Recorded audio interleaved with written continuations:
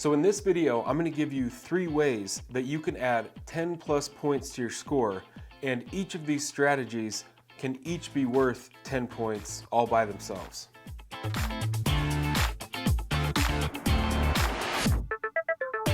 Now, when you think about the fact that the average failing score is somewhere between a 65 and a 74, then adding 10 points to each section is a huge deal. Or in other words, it adds a lot of insurance that you actually get a passing score. So the first strategy is to take your personal problem areas, topics or ideas or concepts or formulas, journal entries, whatever it is, any piece of information that you struggle to either understand for whatever reason, or you just struggle to remember it. You take those and you explain it back to yourself out loud. The explaining it back to yourself is crucial, but also it's crucial that you do it out loud. You sit there and you explain things back to yourself until you understand them in your own words. And at that point, part 3 of the strategy is to write down the explanation that you came up with that makes sense to you in your own words. You write that down in a flashcard for yourself. Now, some people really like to make the physical flashcards, but what I would recommend is that you do it on a digital flashcard service, something like Quizlet or Brainscape. That way, you can keep a tab open as you have your review course open, as you sit there and study. And when you come to one of these weak areas of yours, you can just quickly go to that tab where the flashcard software is open, write yourself a flashcard in your own words, and later those automatically sync with the app. And so you have your personal areas that you struggle with written in explanations that you've come up with in your own words. And it's the perfect study tool to use on the go whenever you have a few minutes, or at night. That doesn't take a lot of brain power to review your own flashcards at night. And then, according to some of our other strategies, you would use these flashcards that you've written very heavily in the last few days before an exam. All right, so moving on to the second strategy. That is to take your favorite time wasters and turn them into extra study time. So what do I mean by this? Well, let's use social media as kind of the main culprit. The big thing, and if you've seen any of our other videos or podcasts, you hear me talk about this all the time. You want to take all these little gaps that you basically waste time on your phone. We all have phones, we carry them around all day, and the screen time reports that you get every week that tells you no matter how busy you are, you somehow found 2 to 4 hours a day, maybe even more, to stare at your phone.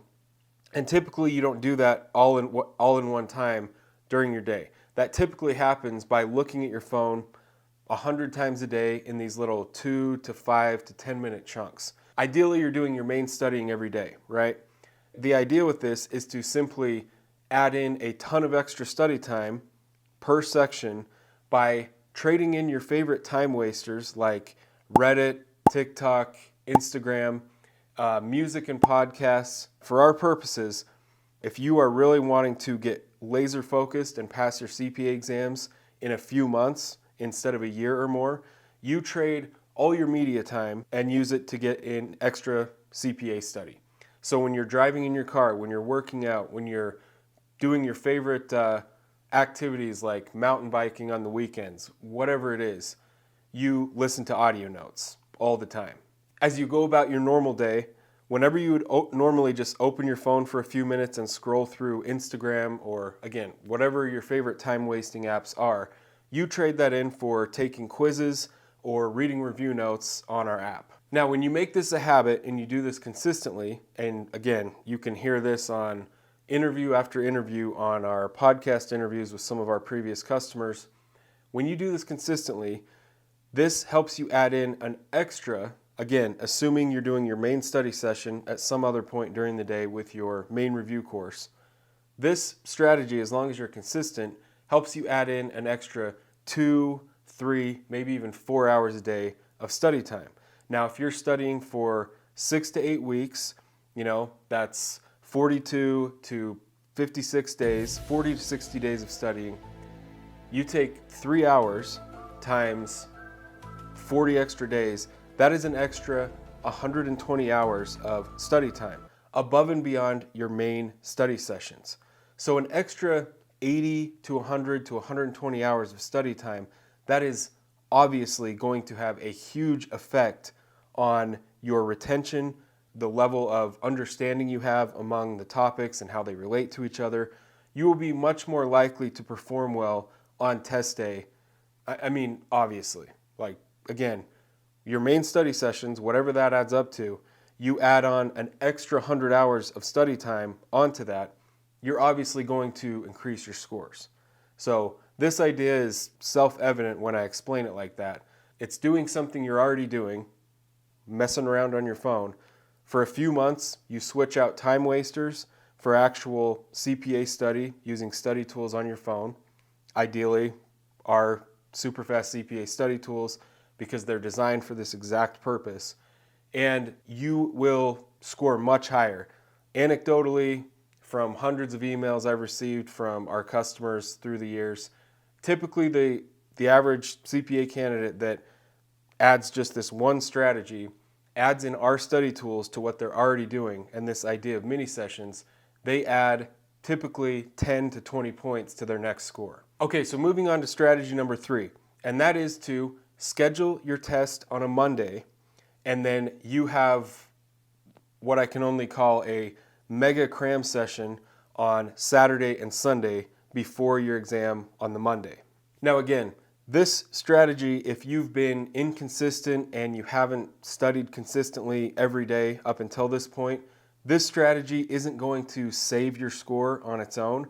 Again, the idea is that assuming you're consistent throughout the study process, adding on this strategy the last 2 days before an exam can definitely make a 10 plus point difference to how you perform on test day. So what do you do on this mega cram session? Well, the worst thing that you can do, and this is what a lot of people use their final review for, they go back to their weak areas and they try to go really deep on these individual lessons.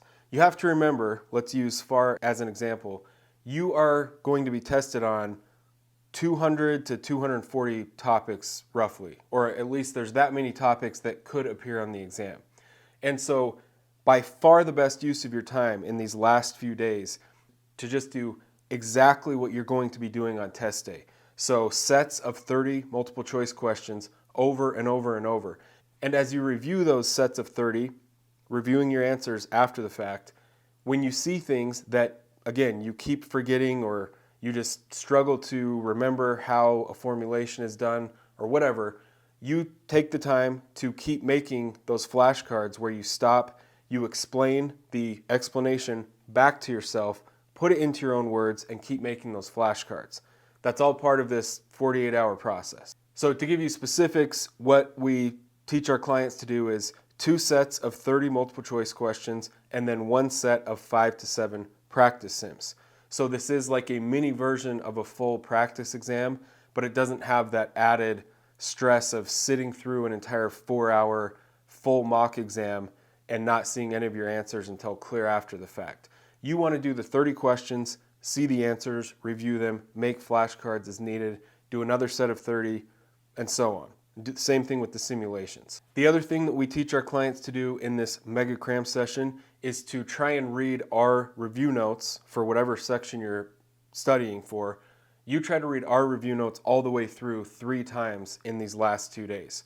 So Saturday, read them all the way through. And again, this is a less mentally intense thing to do. So spend the morning doing these sets of 30 and practice sims. Then as somewhat of a break, spend an hour, 2 hours reading through our review notes all the way through. So you do that Saturday, Sunday, and then the morning of the exam for a total of 3 times. And then in the evenings and at night as you're falling asleep, you review all the flashcards that you've made throughout the study process. You get through those decks over and over and over and over. So going back to the flashcards for a minute, as long as you've been consistent with doing that, making the flashcards, you have all of your weak areas contained in these little flashcards, but because you took the time to explain it to the point where it clicked for you, at least when you originally did it, that will come back to you much easier. And as you review these flashcards in these last 2 days, you will go into the testing center, and I guarantee you, you will see at least 5 to 10 specific things from your own flashcards that you've made. And again, 5 to 10 questions throughout the real exam on test day, that can easily be the difference between a failing score and a passing score. So to recap, the 3 strategies that each alone can be worth 10 points or more to your score on test day is: first, making flashcards for topics that you struggle with, but in your own words, and then obviously reviewing them along the way. The second thing is to employ your phone to rack up extra study time all throughout your day, doing things that you already do. You already waste time in 2 to 5 minute chunks looking at social media apps. Switch that out for reading review notes and taking quizzes on the app. You already listen to music whenever you're in your car. For a few months, to get these exams over with sooner, switch that out for listening to audio notes over and over and over. And then the third one is to schedule your test on a Monday so that you can have a mega cram session where you do sets of 30 and practice sims and keep making flashcards for things you keep missing. You read our review notes several times through these last 2 days, and you keep reviewing your own flashcards that you've made along the way. Adding in those 3 things, again, assuming that you are consistent and diligent with your main study sessions all the way through, dramatically increases the chances of you getting a passing score on exam day. So if you found these ideas helpful, you will really find our free study trainings incredibly helpful, because we give you strategy after strategy like this, but how to apply it to your main review course, how to have 2-hour main study sessions that in those 2 hours you will get more done than someone studying 4 to 6 hours the normal way. You can sign up for one of those at our main site at superfastcpa.com, or if you're watching this on YouTube, there should be a link down in the description. So thanks for watching, and we will see you on the next episode.